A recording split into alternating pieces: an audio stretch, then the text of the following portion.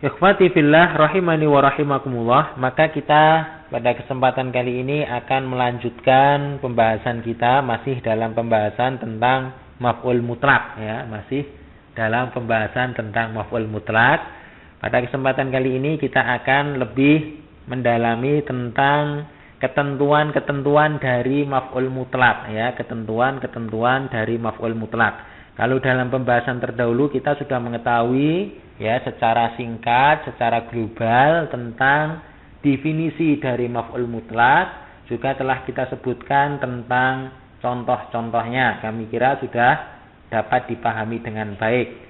Baik, pada kesempatan kali ini kita akan memahami tentang beberapa ketentuan dari maf'ul mutlak sehingga betul-betul antum semuanya dapat menyerap materi ini dengan baik.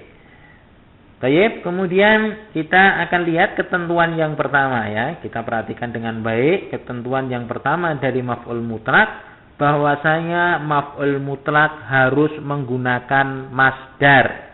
Ingat, bahwasanya maf'ul mutlak harus menggunakan masdar.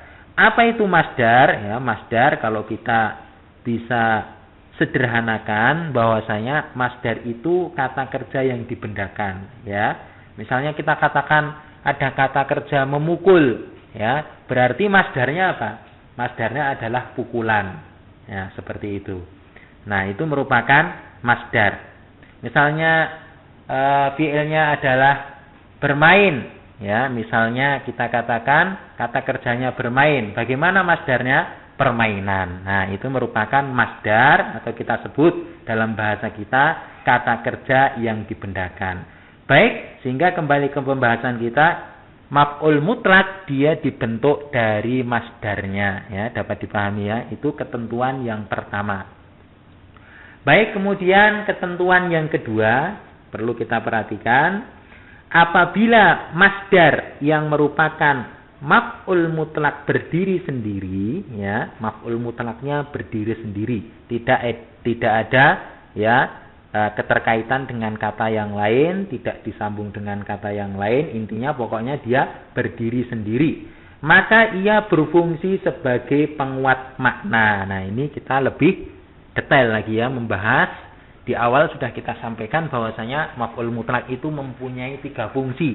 Fungsi yang pertama itu kan penguat makna, yang kedua sebagai penjelas bilangan, yang ketiga sebagai penjelas sifat. Nah, kapan maf'ul mutlak itu berfungsi sebagai penguat makna? Nah, di sini kita bisa lihat maf'ul mutlak berfungsi sebagai penguat makna manakala ya maf'ul mutlaknya itu berdiri sendiri ya. Dia merupakan masdar ya yang berdiri sendiri. Contohnya misalnya ya, kita buat contoh ya, rafa'tu rafsan misalnya ya, aku menendang dengan betul-betul menendang. Jadi betul-betul nendang ya. Ini sungguhan ya. Sehingga karena bentuk masdar dari rafasa ini adalah rafsan ya, kita ambilkan dia dan dia berdiri sendiri, kita ikutkan dalam fi'il tersebut, kata kerja tersebut, maka dia mempunyai fungsi untuk penguat makna ya. Sehingga kita maknai aku menendang dengan betul-betul menendang untuk menguatkan makna. Jadi bukan main-main tendangannya ya. Baik, itu untuk ketentuan yang kedua.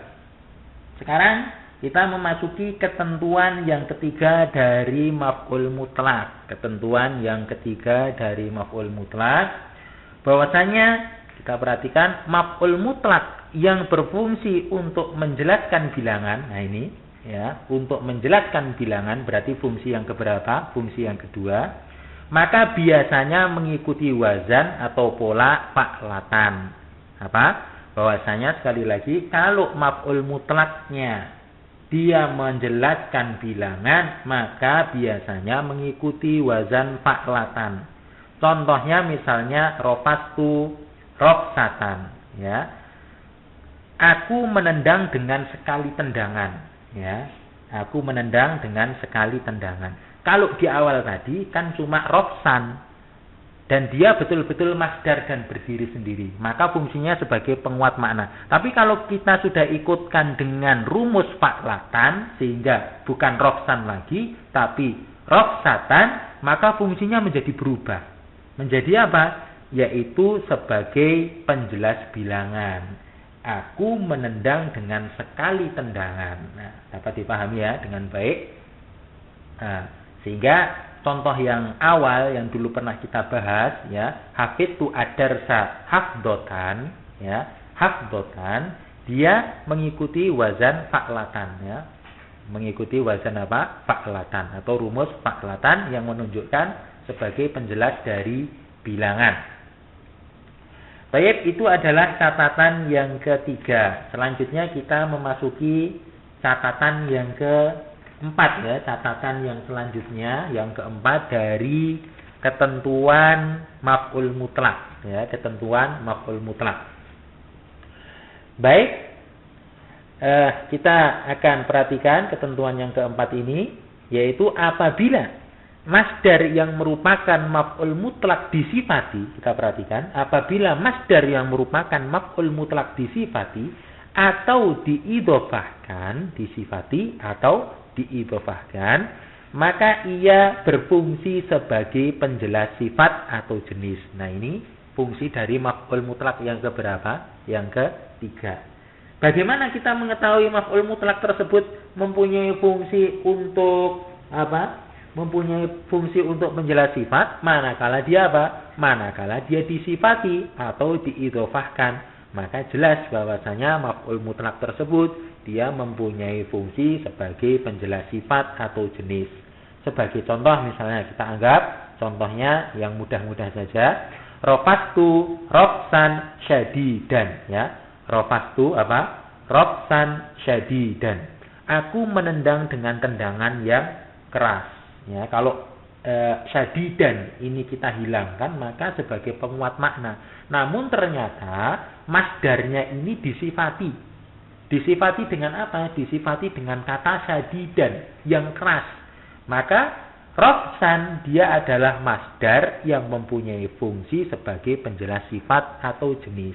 Ya, penjelas sifat. Ya, rafastu rafsan syadidan. Aku menendang dengan tendangan yang keras.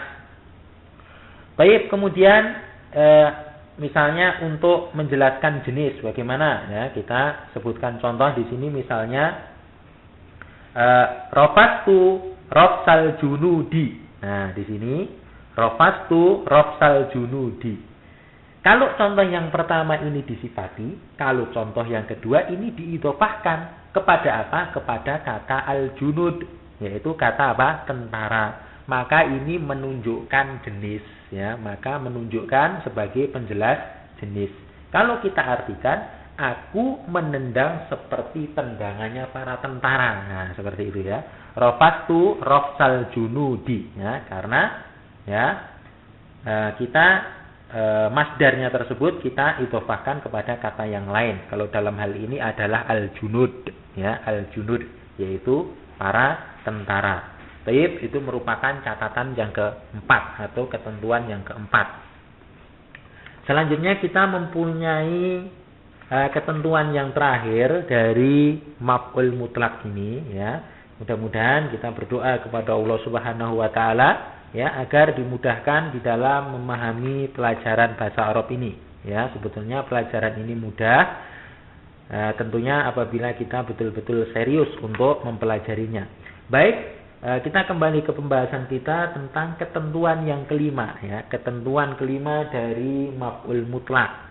Kita perhatikan di sini ketentuan yang kelima, yaitu terkadang ya fi'il dari maf'ul mutlak dihilangkan. Ini terkadang ya. Terkadang fi'il dari maf'ul mutlak itu dihilangkan ya, karena memang sudah dimaklumi bersama ya. Ini boleh ya. Terkadang fi'il dari maf'ul mutlak ini dihilangkan. Jadi yang dimunculkan itu cuma maf'ul mutlaknya saja. Sebagai contoh misalnya apa? Sebagai contoh misalnya ada orang mengucapkan syukron ya. Syukron artinya terima kasih. Syukron ini dia maf'ul mutlak ya. Asalnya apa? Asalnya adalah ashkuruka syukron. Asalnya apa? Ashkuruka syukron. Aku berterima kasih kepadamu dengan betul-betul berterima kasih. Nah, kalau begini berarti apa fungsinya? Fungsinya adalah untuk ya menguatkan makna. Akan tetapi cukup orang mengatakan syukron, maknanya dia itu betul-betul berterima kasih. Nah, ini apa yang kita istilahkan bahwasanya terkadang fiil dari maf'ul mutlak itu dihilangkan ya, manakala ya hal tersebut sudah dapat dipahami oleh pembaca atau pendengar. Taib ikhwati fillah, itu merupakan pembahasan dari kelompok ya, termasuk salah satu kelompok dari mansubatul asma, yaitu maf'ul mutlak. Mudah-mudahan antum semuanya dapat memahaminya dengan baik.